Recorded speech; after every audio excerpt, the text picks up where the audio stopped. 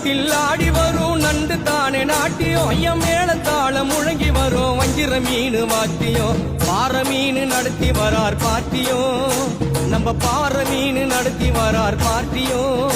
அங்கு தேர் போல போகுதையா ஊர்கோல காட்சியும் வாழை மீனுக்க விலங்கு மீனுக்க கல்யாணம் அந்த சின்ன துணி கூட்டம் எல்லாம் ஊர்கோலம்